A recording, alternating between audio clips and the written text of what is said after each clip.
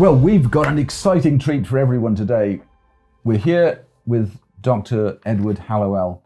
He's done more for our understanding of ADHD than anybody else on the planet. So, Dr. Ned, welcome to London, and thank you so much for coming for this. Well, thank you, Wynford. You and I talk about doing a lot for this cause. You really have opened the door to cerebellar stimulation and the non-medication approaches to treating ADD. And by the way, I still call it ADD because when I learned about it, it was called ADD. That was 1981. And then they came along just to confuse us and stuck the H in there. Yeah. So now there's no such thing as ADD. Yeah. It's ADHD. And then you have either ADHD without hyperactivity or ADHD with hyperactivity. But you added a completely new dimension to the thought process, because the whole concept of ADD and ADHD was all negative. And you started working hard to make people think about and understand the strengths that were being ignored. Tell us what led you to do that? Well, it was to me, it was obvious. I mean, when I learned about this condition in 1981, meanwhile, up until then, there was no whiff of anything. I mean, I'd gone through Harvard College and a Harvard residency and gotten top of my class. I mean, I was thought to be a really smart dude, you know. Yeah. And then I read about this condition. I'd gone through my residency and a fellowship in child psychiatry, and I heard a lecture about this condition that was then called attention deficit disorder. And I said, wow, that's me. And I said, and this description of it leaves out all the good part. Yeah. You know, and so I said, and I know because I've experienced the good part, and I've also experienced the frustrating part. And so I began, and this was 1981, I began a voyage, a crusade, a mission, if you will, that continues to this day. And by the way, people with ADD, we do much better if we have a mission. So, you know, we really do it. If we're very mission driven. And the minute we're a part of a cause, a mission, we ramp up and we get much more involved. So is that why people with ADHD seem to be the most interesting people on the earth? Absolutely. But if they don't have a cause, they kind of, you know, they're not that interesting. But I also realized from the word go that the term itself is wrong. It's not only ugly and insulting and unattractive, it's incorrect. Wow. We don't have a deficit of attention at all. I don't have a deficit of attention. I have an abundance of attention.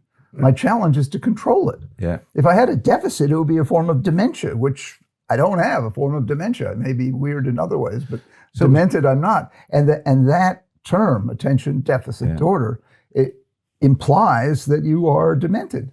Now, you've invented a new term. Yes. Tell us about that. It'll never catch on because I'm not one of the bean counters who makes things catch on. But I came up with the term vast. Yeah. First of all, this condition is vast. It's so much more than little boys, you know, throwing spitballs. Most entrepreneurs have this. There are Nobel Prize winners who have it. There are self-made billionaires who have it. Wherever you find a huge amount of creative talent, you'll find this condition. Exactly. And so vast, it's a vast condition. It takes in every part of life. I mean, attention improves everything except sleep. And so I realized that the medical model left out all the good part. Yeah. And I wanted to bring in the good part.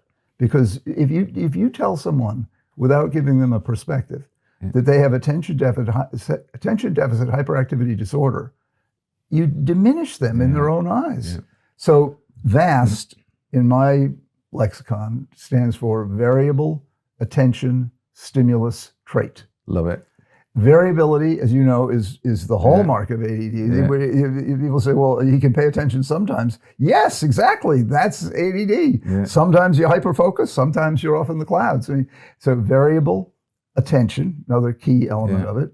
Stimulus, we are constantly seeking high stim. Yeah. We want high stim. We cannot tolerate, boredom is our kryptonite. Yeah. We cannot tolerate boredom, lack of stimulation. We can't do it. And the minute we start losing stimulation, we make something happen. Yeah. You know, we pick a fight, or we come up with a new idea, or we go out and play a sport, but we can't sit with boredom. We can't sit without stimulation. So variable attention, stimulus, and then trait, not disorder, trait. because depending upon how you manage it, it can be a horrible disorder or a blessing of a blessing, you see that. And it's so important how you frame it. People say, isn't that just a quibble? Isn't that? No, it's not. The words you use make a big difference. If you tell someone they have a disorder, well, you immediately have created a disorder, namely that they have a disorder. I mean, how you think of yourself makes a big difference in how you'll do. And that's been proven. That used to be, kind of old wives' tale, but now a ton of research led by Carol Dweck has proven that what Henry Ford said decades ago, whether you think you can or you think you can't, you're right. That is in fact scientifically true. That if you believe you can do something, your chances of doing it go way up. And if you believe you can't do something, your chances of doing it go way down. It's so much more than positive thinking. It's neurological programming. It's how you program your brain, and by believing you can do something, you give it a boost.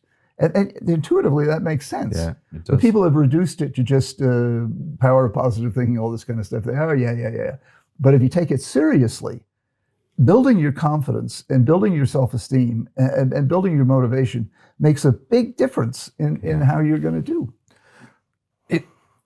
I don't want you to give up the idea of making the term vast the generally accepted term. So even if it takes an uprising, we should be doing that, because describing ADHD in the way it's generally described is almost discrimination. Oh, it's ignorant and it's stupid and it's wrong. I mean, what other adjective can I use? I mean, of all things, for medical professionals to be using something as backward. I mean, the day will come when ADHD is considered as backward as moron. Moron was once a diagnostic term in pediatric textbooks. Wow. Moron. Well, the day will come when ADHD ranks right up there with moron and idiot. And it pains me because I have the condition. All three of my kids have the condition. Some of the most interesting people I know, like you, have the condition. When I die, I want people to wish they had vast. Instead of thinking, oh, this is a terrible. No, it's a wannabe. People say, I don't know if we want to have kids because I have ADD. They might be born with ADD. And I say, oh no, pray that they are born with ADD. Because now, unlike even 50 years ago, we know how to deal with it. We know how to minimize the damage that could be done and maximize the good that could be done. These people, they do need, I like to say it's a gift that's hard to unwrap. It doesn't unwrap itself. I mean, some people intuitively do, and that's sort of what I did. I also have dyslexia, another completely misunderstood condition. But for most people, if you rely on intuition and it's unwrapping itself, that won't happen. In fact, the bad things more likely to happen. And the bad things are real. The prison population is way overrepresented of people with ADD, and the addicted population, and so is the billionaire population. Absolutely, that's what I was going to get to. The billionaire, the Nobel Prize winners, the Pulitzer Prize winners, the Academy Award winners, just the most interesting, dynamic, creative people have it. Whether they're diagnosed or not. The people that are engaging, that you like to talk to, that come up with the new ideas.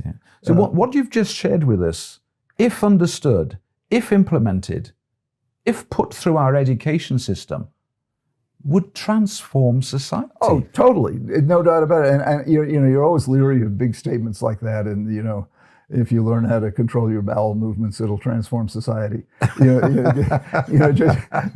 Just sort of nonsense claims. But this claim is very true.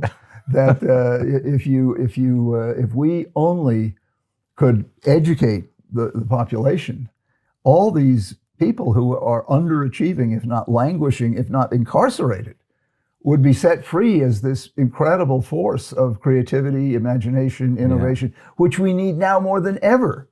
I mean, AI can take care of all the grunt work that ever needs to be done, but AI as yet can't innovate the way we ADDers can. Exactly.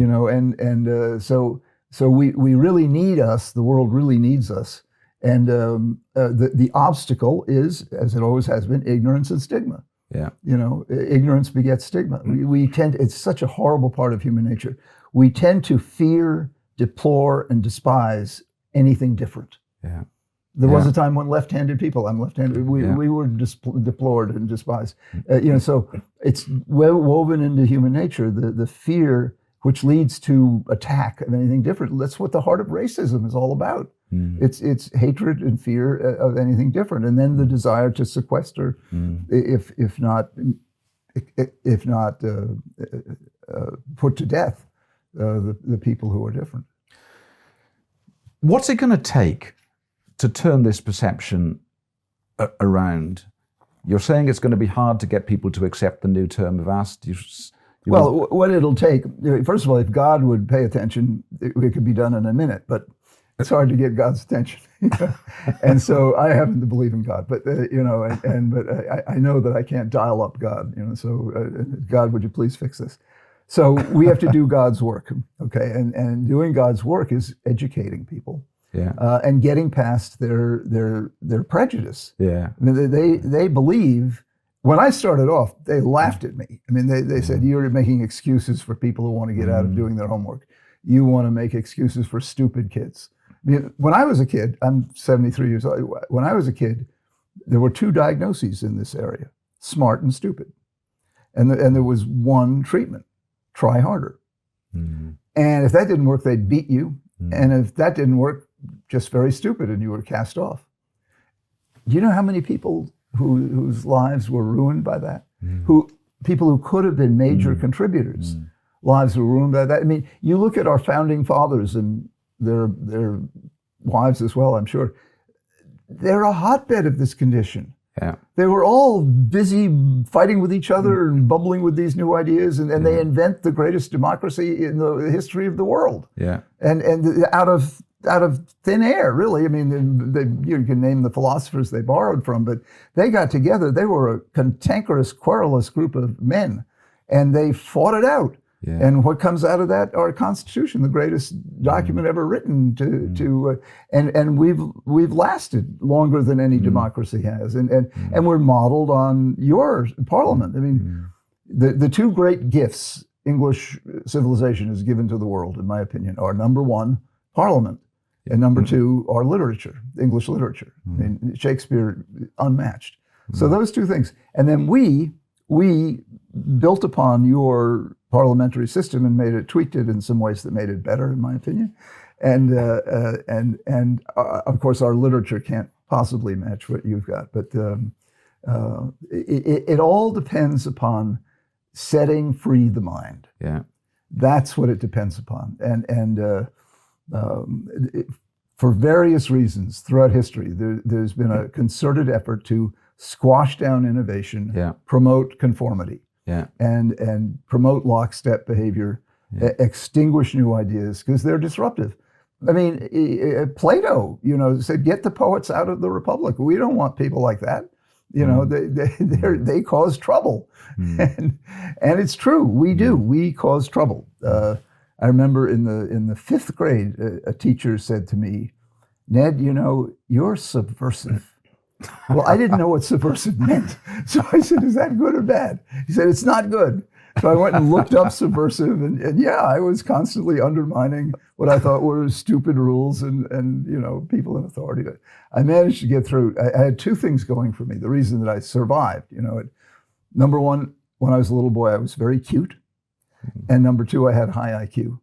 And those two things saved me, because by statistics, have you ever heard of the ACEs score? Yes. Okay. Well, the ACEs score, 0 to 10. Anything 4 or above. Just to explain what that is. Well, the ACEs it's the largest, most reliable study of adverse childhood experiences. That's what ACEs, to ACES. Adverse childhood experiences. And it's the only one that's systematic and huge in scope. And the study has yielded up 10 objective markers of trauma and incarceration, abuse, neglect, 10 of them, objective. And the data says that if you have 4 or more, the chances of your living past the age of 50 are slim. Your chances of becoming a drug addict, very high, multiple divorces, incarceration, violence, marginalization. Lousy life waits you if you have 4 or more of these. Yeah. I have 8. Wow. A score of 8. So statistically, I should be dead, or at best on the margins. So why aren't you? What did you do differently? You're kind to say I'm not. The reason that I beat the odds, in my opinion, is the power of one word, which is love. Yeah. And I found it. And I lucked out. I found people who were willing to give it. Now, they may not have called it love, because love makes people nervous. Love, it's too touchy-feely. But a word that people can be comfortable with is connection. Yeah. And I was able to connect with just about anybody. Yeah. And I had the 2 things working for me. I was cute and smart. And so I beat tremendous odds. Wow. And you add to, you see, that's why I love the people with ADD, because they're right there at the fork in the road. They could go one way or the other. Yeah. They could be the prison population or the Nobel Prize winners. And it's up to us, society, to stop torturing them and sequestering them and start promoting them. And because they are one of, if not our absolute greatest resource, untapped resource. Particularly now, the world needs what we can do more than ever. Yeah. And another thing that is too bad, everyone wants a manual, a procedure, a recipe. You know, everybody wants that. I mean, they want it, repeatable, teachable. About you can't replicate and put into a manual what we do. Yeah. You know, you ask someone with ADD, how in the world did you do that? The honest answer is, I don't know. And you ask someone, why did you do that? I don't know. You know, why did you marry her? I don't know. How did you come up with the idea of the polymerase chain reaction? I don't know. By the way, that was Kary Mullis, and it's, of all the advances in biology in the past 50 years, it ranks right up there with the double helix in terms of changing the world. Yeah. And he had flaming ADD, what I still call ADD. And he was just a pain in the butt to so many people. Yeah. But he was a bloody genius. I mean, and I'll tell you the story. Do we have time for me to tell you the story? We do. Okay. The story of his discovering, inventing, creating the polymerase chain reaction is a wonderful story. So he lived in California, and he enjoyed the company of women.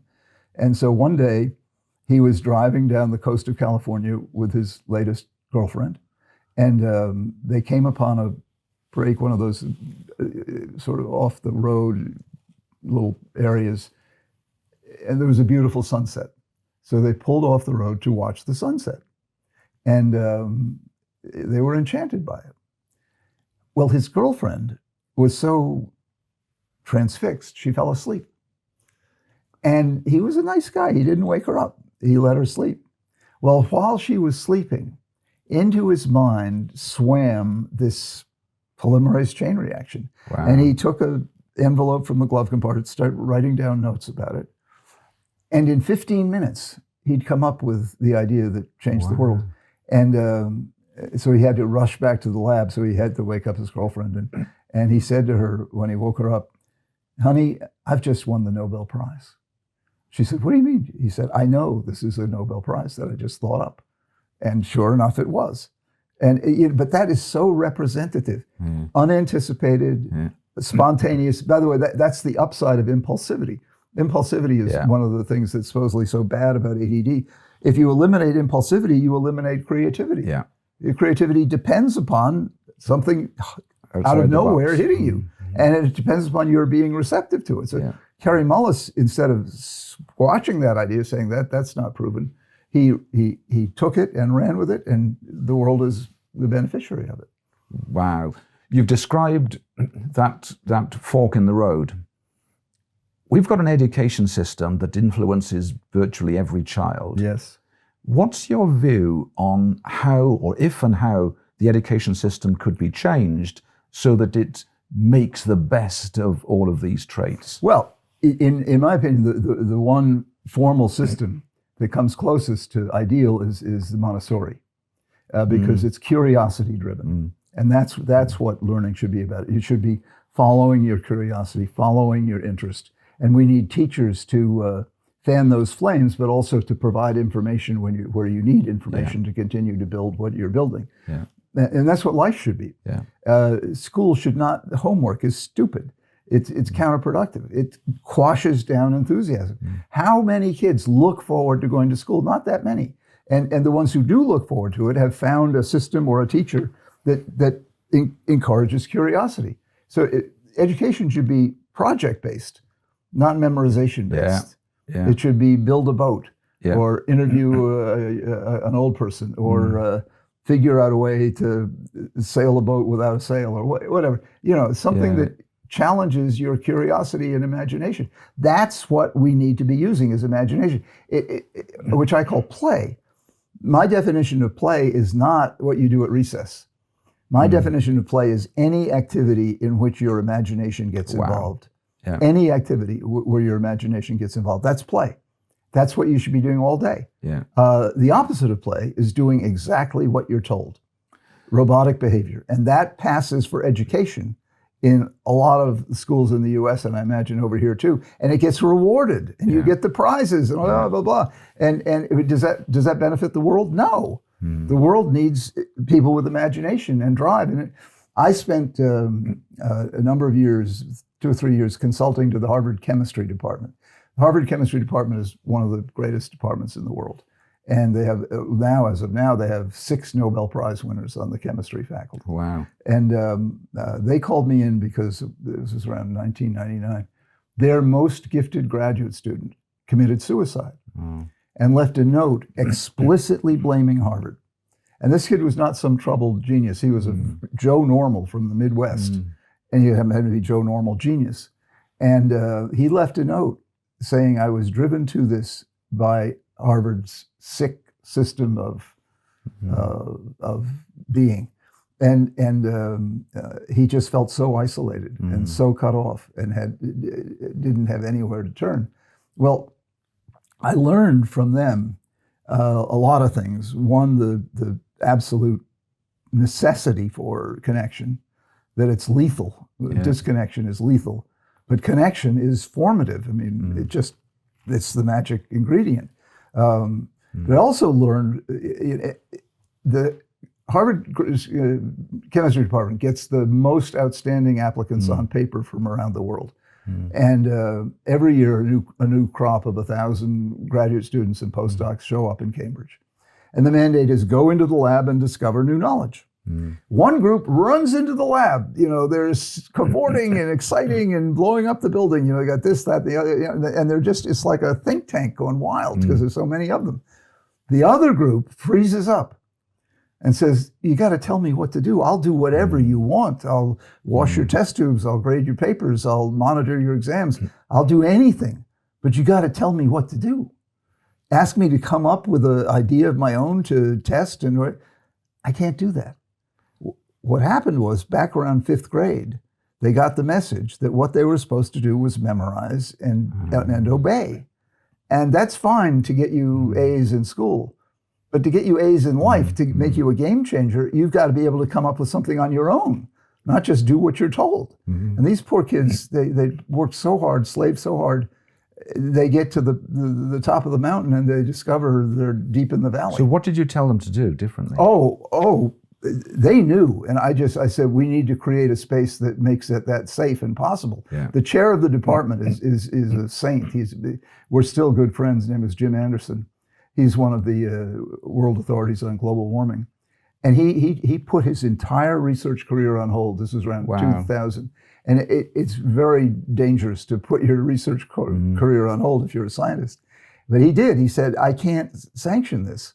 It turned out that suicide was like the 8th suicide in that department in the past 10 years. In suicidology, that's an epidemic. And instead of looking into it, they just swept him under the rug. And as a Harvard grad, I can tell you, it's a part of the institution I am ashamed of. They very much think sink or swim. If you can't stand the heat, get out of the kitchen. And we've got 100 people who will replace you in a heartbeat. So suck it up and get it together or go elsewhere. Well, that's not the way you should run a educational institution or to run anything. And Jim Anderson said, no, we're going to do it differently. Wow. And we went around, you know, the place was a exercise in disconnection. So how do you bring together these middle European geniuses who don't know how to socialize at all? How do you bring them together and create connection? Well, you can't do it by having a mixer because they'd all stay home. What's the magic? What is the most connecting ingredient we've got? Food.